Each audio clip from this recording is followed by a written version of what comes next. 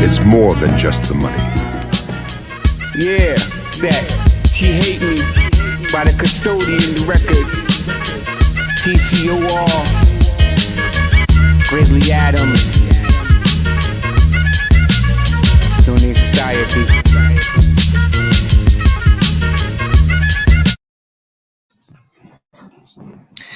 Hey, it's Jeff Jones from Community Voice PHL, coming to you with a very, very special segment that we're going to be always dropping every Monday, the first Monday in particular, but you can look out for it every Monday. We're going to be talking about minding your money with MJ from BudgetME. So it's going to be Money Minding Mondays with MJ from BudgetME. I know that's a tongue twister, but many of you know MJ from BudgetME with our BudgetME tip of the month that we always have on the every second Tuesday of the month throughout the show. But now we're going to be featuring MJ with his own segment. I'm going to bring him on his own segment, Minding Your Money Mondays with MJ from BudgetME. Hey, MJ, my good brother, how's it going? Good, Jeff. How are you, man? How are you? Good.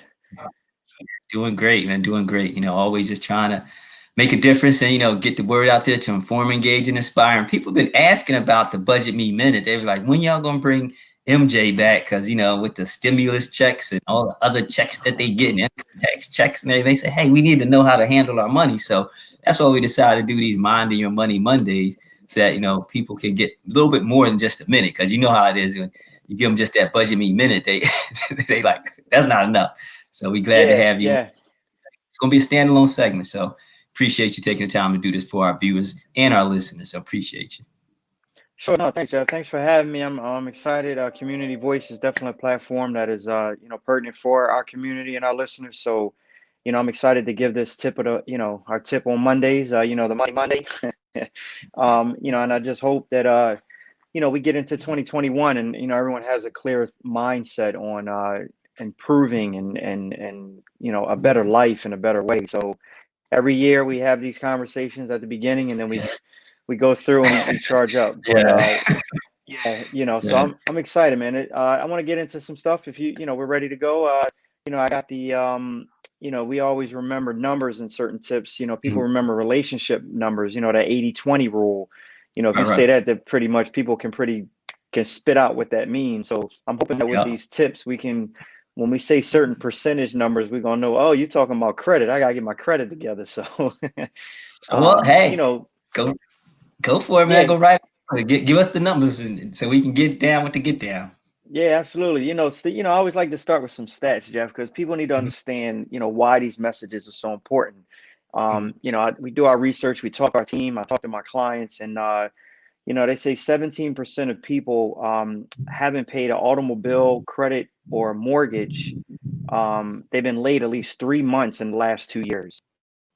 So like when you look at that overall, that means that we're just not paying our bills. So credit and budget goes hand in hand, which is BudgetME, right? So we focus on credit, but you also got to think about your budget, your everyday. How do you spend your money? But not paying these bills on time affects your credit. So most people think that they can just stretch their money, they're surviving. Then when they do get some money, which you mentioned the stimulus checks, the PPP loans, the SBA loan, I can go on and on. There's a lot of money being floated in these last, year and a half. The credit piece, that decision is huge. So another stat, 20% of people have been 30 days or more in the past 12 months. I know unemployment's raised, income, people have lost their jobs and things like that. So, and then 43%, this is mind-boggling, 43% of consumers haven't even checked their credit score in the last year. Wow. So it's just no one's thinking about how important credit is. Because it's like you're afraid to look it up. I guess you hit the button and you're waiting for those numbers to show. So like, getting into some of the numbers, to understand it. So 760 credit score above is excellent, right? So perfect score is 850. I know they're raising it up. There's some articles about that as well. Only 1.2% of people have an 850 credit score. 1.2%. So that's very small. It does exist. But 760 or higher, you can write your ticket to anything you want in credit. It's a big thing. 700 to 759 is good. So you want to get over 7. 621 to 699 is fair. So if you're at a 621, over 620, pretty much all the way up to 699, you can get a pretty much anything you want. You can get a credit card, get a house, and things like that. The difference between that fair and good is the rate. So, Gotcha. Yeah. the rate is, if I gave you $100 and your credit score was 700, you may only pay me back $110 back. Gotcha. Where if your score was 620 to 699, you might want to pay me $200 off of that $100. So, Right. so that's how important those scores are. Now you can get anything you want at this over 620, but what's your rate on the payback? And that's the piece. So that's the number. And then 620 and under is what they consider a poor credit score. Now, really, 620, Mike?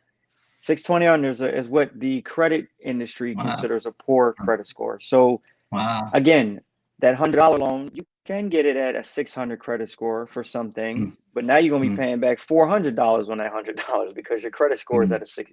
So it's stuff like that. And how do you get those scores? You got to think about what your credit is made up of. The amount that you owe is about 30% of your score. Your payment history is 35% of your score. So how well are you paying on time?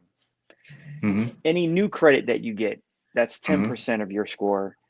The length of your credit is 15% of your score. So you hear some people would say, you need to close all your accounts. No. If you have an account that's open for a long time, that's good standing, don't touch it. That's 15% of your score. Gotcha. And then a credit mix is about 10% of your score. So, credit cards, retail, installment loans, mortgage loans, that's all about 10%. So you add those numbers up, that's 100% of your score. So, 65% is how much you owe and your payment history. That's a big bulk. So if you can focus on that, those times in class and the teacher says participation is 5%. Quizzes is 10. You start doing that math on how to get to that A. So so that's kind of the breakdown that we got to really look into. To understand those numbers. So with those numbers, 16% of people have a poor credit score. 16% of Americans have a poor credit score. 18% is in that fair. So there are quite a few people that are doing good. They just don't know it because 43%, remember, are not checking it. Right. Or they may not have the debt or the monetary piece that they feel to even utilize their credit, which if they understand how credit works, it can help them in investments and things like that so they can increase their monetary value. So we got the stats, gave you some breakdown of the numbers. So, now what? How do we work on this? So I'll use a credit limit, right? So like when you get a credit card, you get a credit limit. They say you may have $500 or $1,000, and we get excited. We go right to the mall and think we can just spend $1,000. So right. So that back to that 80-20 rule in relationships, I like to have people think about a 20-10 rule. Okay, so when you're dealing with a credit limit, think about a 20-10 rule. So 20 is yearly, 10 is monthly. So 20-20-10. So 20% is yearly, 10% is monthly. So your credit card debt shouldn't exceed more than 20% of your total yearly income. So 20% of your yearly income, your credit card debt should not exceed more than that. So if you make $100,000, you should not have more than $20,000 in credit card debt. Gotcha. So then the 10% is the monthly.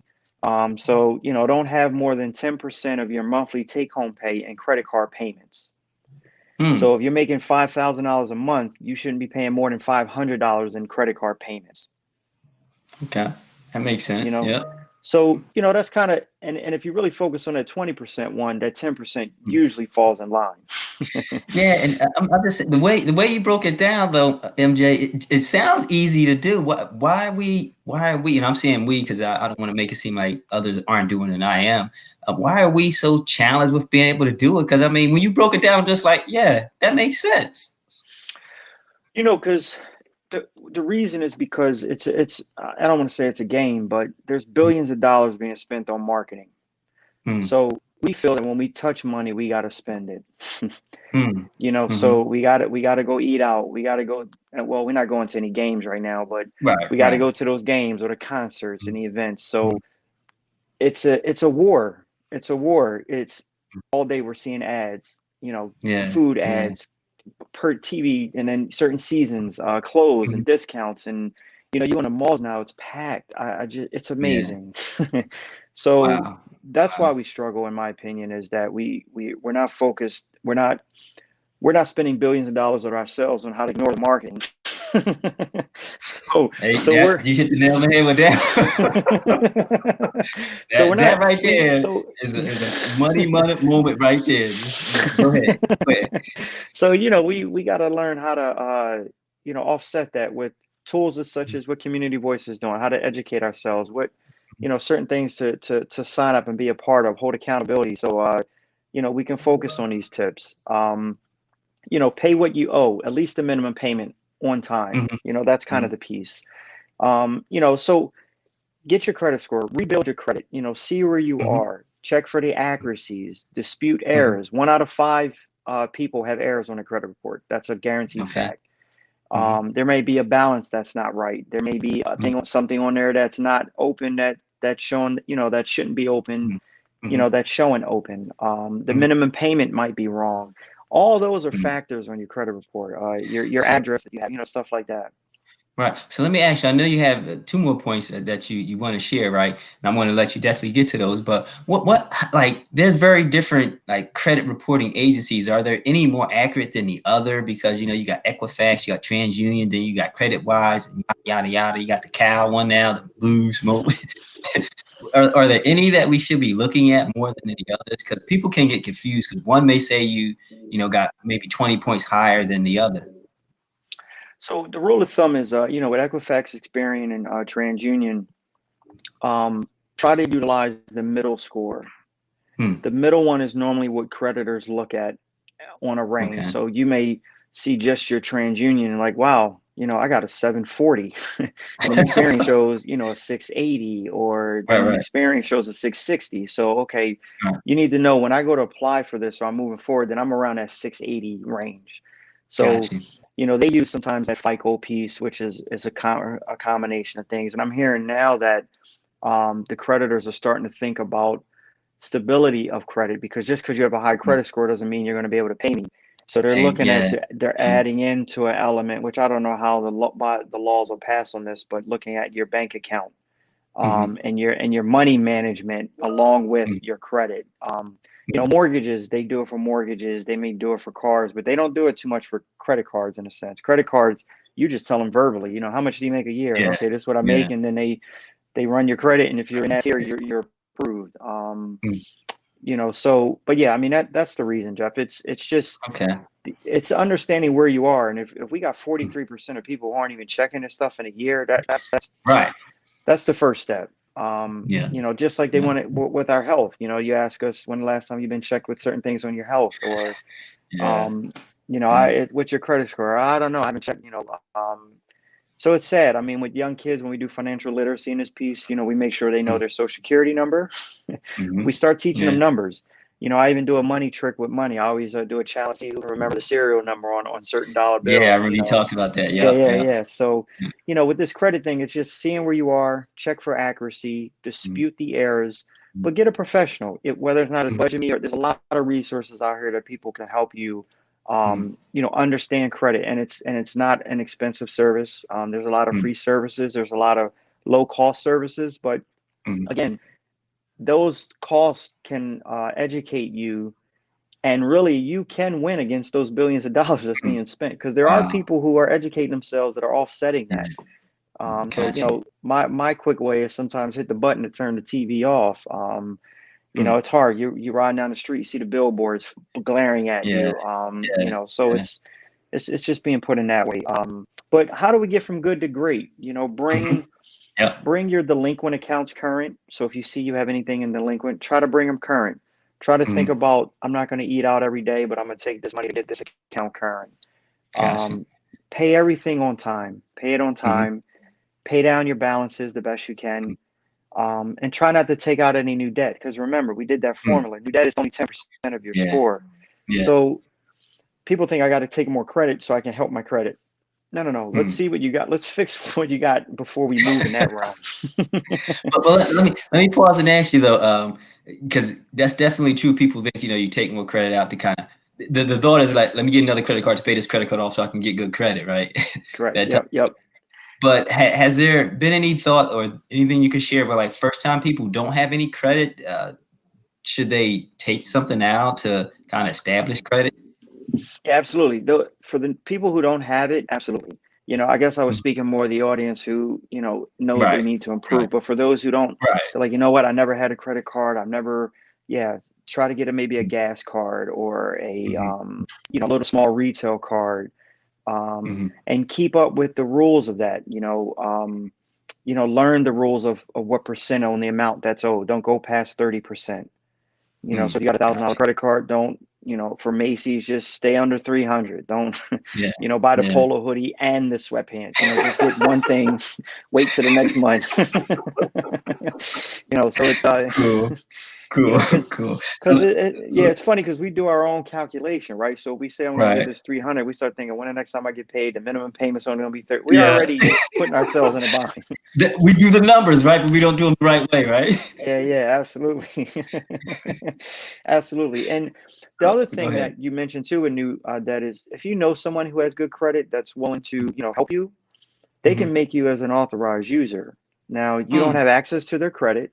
They mhm, call them trade lines and there's things out here, but there's people that that, listen, I know you got a good credit score, you seem to got the house, your cars, you got money, mhm, you're traveling all the time, so you mhm, financially seem to have some type of control, mhm, but you can be an authorized user where, they when they make their payments, it's helping your mhm, credit score, it's helping your credit mhm. ability as well. So it's just Now, tough because you now, got to find that MJ, body yeah, who. that's a lot of trust there, man.